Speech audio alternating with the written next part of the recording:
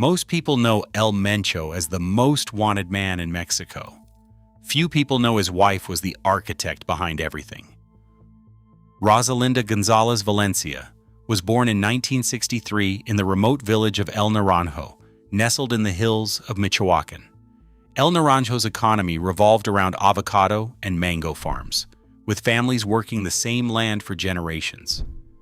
The Valencia clan, large even by rural Mexican standards, counted 18 siblings, aunts, uncles, and cousins, whose ties ran deep across the region. Rosalinda was one of the eldest daughters, raised in a household where loyalty and discretion mattered as much as hard work. Education in El Naranjo was limited, with basic schooling in crowded classrooms, few textbooks, and no hint of the financial complexity that would later define her name. Yet in that environment, she learned to read people, to manage family disputes, and to keep secrets. The Valencia family's reputation in Michoacán was already marked by whispers of illicit crops and quiet deals. Her uncle, Armando Valencia, known as El Maradona, had begun building the Milenio Cartel in the 1990s, turning family connections into the backbone of a growing criminal economy. Rosalinda's path was shaped by these currents. While many girls her age left school early to marry or work in the fields, she stayed close to the family's business affairs. There are no records of formal training, no diplomas or professional licenses. But people in Aguililla and El Naranjo remember her as someone who always had a say in family decisions. Her brothers, Abigail, Jose, Alejandro, and others, were drawn into the logistics of trafficking and enforcement. Rosalinda, by contrast, became the trusted keeper of accounts, the one who understood how to move money without drawing attention. The nickname La Jefa, the boss, did not appear overnight. It grew out of respect for her judgment and her ability to manage the family's tangled finances. In a world where women were rarely seen in positions of authority, Rosalinda's word carried weight. She was not a figurehead. She was the architect behind the curtain, the one who made sure every peso was accounted for and every front business looked legitimate on paper. Her rise was not just about blood ties. It was about the discipline she brought to the family's operations, the insistence on order, and the ability to keep the clan united even as violence and rivalry threatened from outside. By the mid-1990s, when she married Nemesio Oseguera Cervantes, known to the world as El Mencho, she was already more than a cartel wife. She was the bridge between the Valencia family's old smuggling routes and the new financial machinery that would power the Jalisco New Generation Cartel. In the years to come, that combination of family trust, operational discipline, and financial ingenuity would make her both indispensable and almost invisible, a ghost behind the throne, shaping the fate of Mexico's deadliest cartel. When the Milenio Cartel began to unravel in 2008, the underworld of Western Mexico was thrown into chaos. Federal crackdowns and the arrest of key leaders left entire trafficking routes exposed, and old alliances splintered overnight.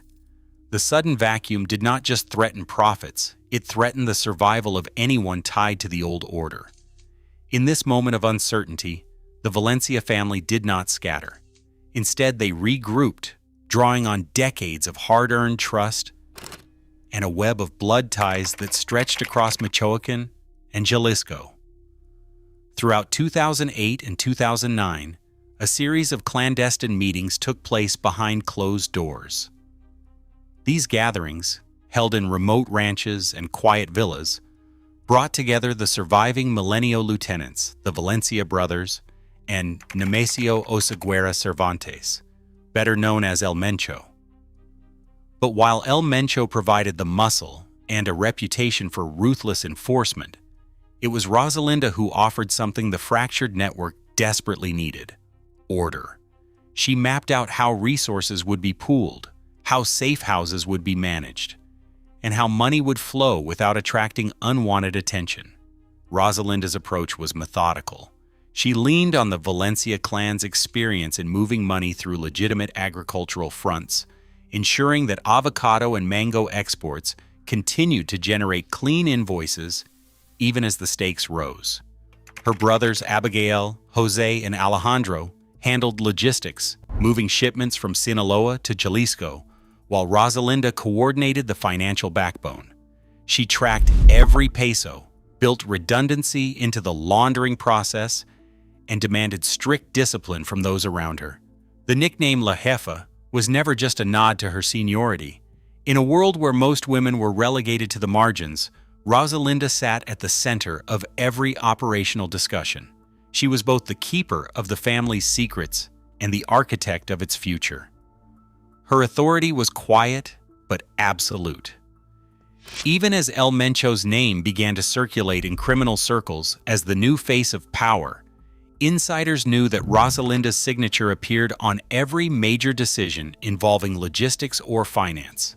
As the new cartel identity took shape, first as Los Matazetas, then as the Jalisco New Generation Cartel, Rosalinda's influence only deepened. She became the point of contact for trusted accountants, lawyers, and front business managers. The Valencia family's existing network of shell companies and agricultural enterprises became the foundation for a laundering system that would soon move hundreds of millions of dollars. This partnership was not built on romance or tradition.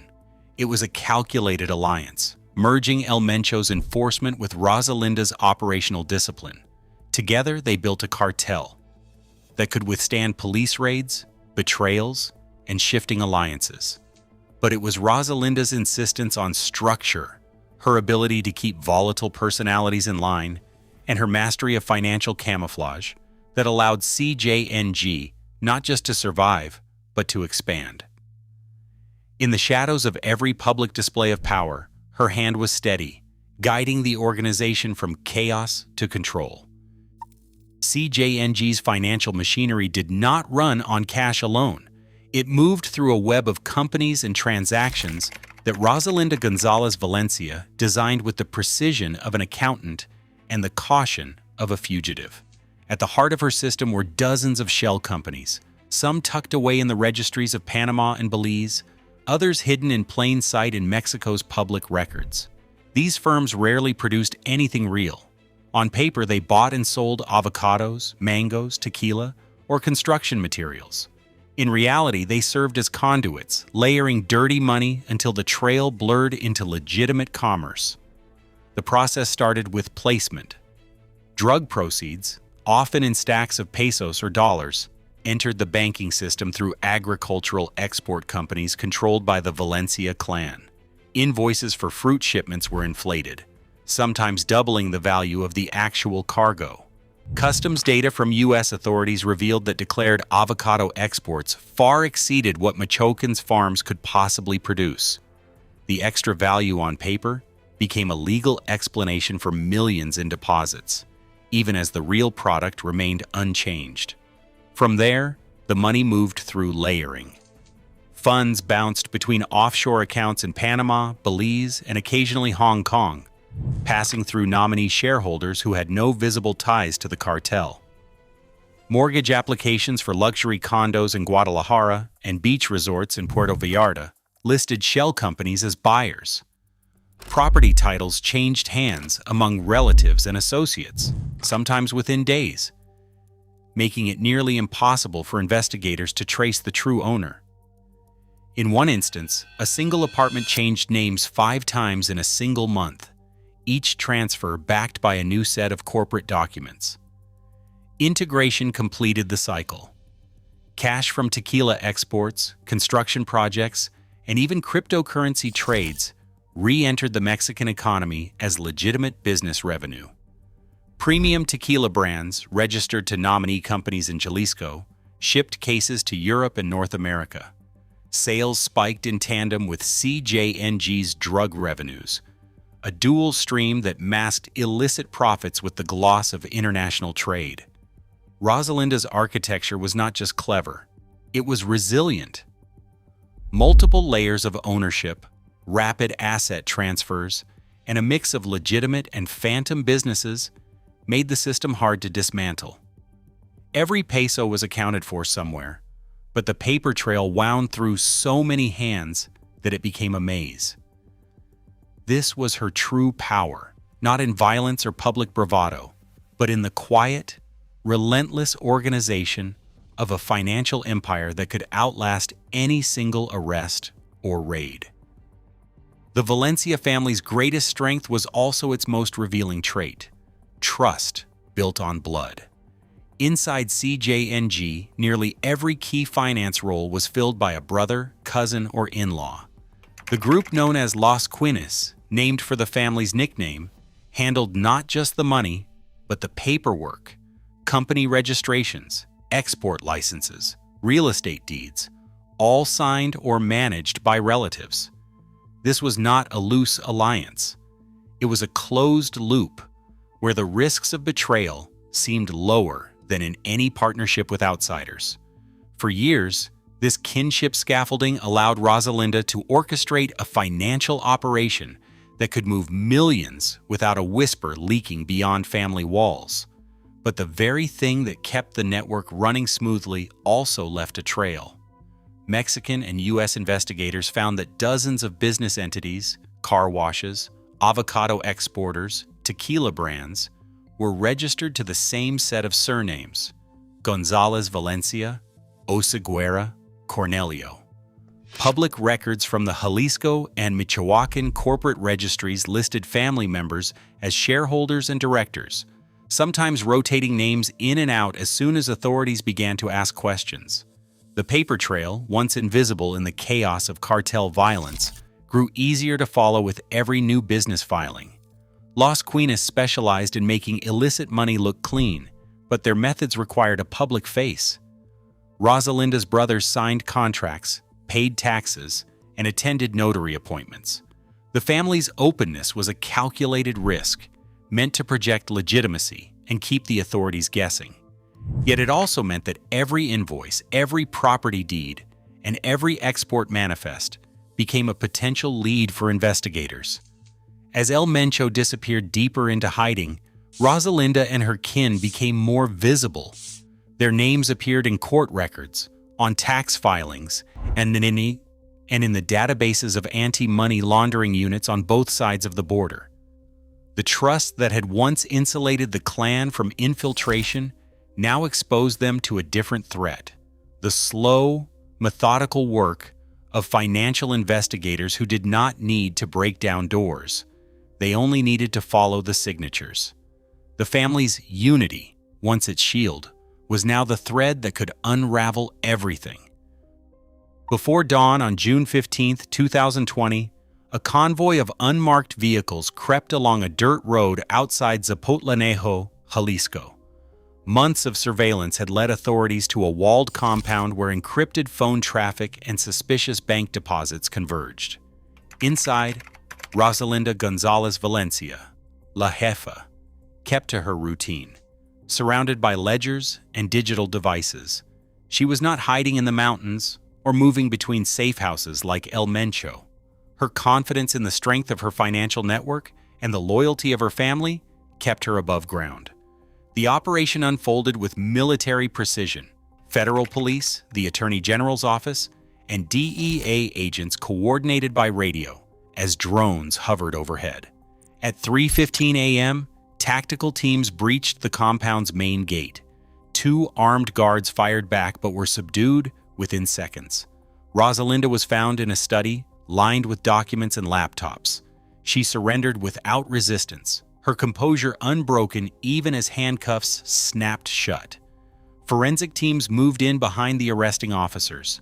They cataloged 4 luxury vehicles in the garage, counted $12 million in cash stacked in plastic bins, and seized smartphones and computers loaded with encrypted communications, transaction logs, shell company documents, and correspondence with her brothers lay in plain sight. Digital forensics would later recover years of financial records, evidence that mapped the inner workings of CJNG's money laundering empire. The arrest was not just the capture of a cartel wife. It was a surgical strike at the architect of the system itself. The sheer volume of seized assets, the sophistication of the devices, and the clarity of the paper trail left little doubt. The ghost behind the throne had left fingerprints everywhere, even as the man in hiding remained out of reach. CJNG did not stumble when Rosalinda was taken off the board. Within weeks, new names appeared on company registrations, and fresh signatures replaced the old on export documents. Mid-level operators, many still tied to the Valencia family, stepped into the roles she left behind. Accountants like Carlos El Coyote Hernandez and Luis El Mochomo Garcia managed the day-to-day flow, quietly re-registering shell companies and moving assets beyond the reach of investigators. The system Rosalinda built was designed to survive a single arrest. Layers of ownership, nominee directors, and offshore accounts meant that no one person held the keys to the entire operation. But the pressure was no longer just local. On April 30th, 2018, the U.S. Treasury's Office of Foreign Assets Control designated Rosalinda under the Foreign Narcotics Kingpin Act. Every dollar, property, or business linked to her in the United States was frozen overnight. American companies were banned from doing business with her or any entity on the list. The designation did not stop at banks. It rippled through avocado exporters, tequila brands, and real estate holdings, forcing the cartel's financial managers to reroute money through new fronts and unfamiliar jurisdictions. U.S. agencies, including the DEA and FinCEN, tracked suspicious activity across borders. They flagged wire transfers to Panama and Belize, traced cryptocurrency flows through mixers like Wasabi Wallet and Helix, and pored over export invoices that did not match the real harvest. Each adaptation brought new complexity. The cartel diversified into Asian trade, renewable energy, and digital currencies, always staying one step ahead of regulators. Yet every new layer, every re-registration left a digital fingerprint. The system endured, but the margin for error shrank. Rosalinda's legacy was resilience, a structure that could bend under pressure, but not break. Rosalinda González Valencia's true power was never about commanding armies or ordering executions. It was the discipline she imposed on chaos, the loyalty she drew from family, and the systems she built that outlasted any single arrest. Her influence ran deeper than her husband's notoriety. While El Mencho's name filled headlines and wanted posters, Rosalinda shaped the cartel's survival strategy from the inside out. The structure she designed included layered shell companies, trusted family operatives, and relentless financial oversight, and it turned CJNG into a machine that could keep running even if its most visible leaders vanished. This approach set her apart from the archetype of the violent female boss. Griselda Blanco, the so-called Black Widow of the Medellin cartel, ruled through fear and bloodshed. Sandra Avila Beltran, the Queen of the Pacific, used connections and charisma to broker alliances. Rosalinda, by contrast, worked in silence, weaving together family loyalty and bureaucratic discipline.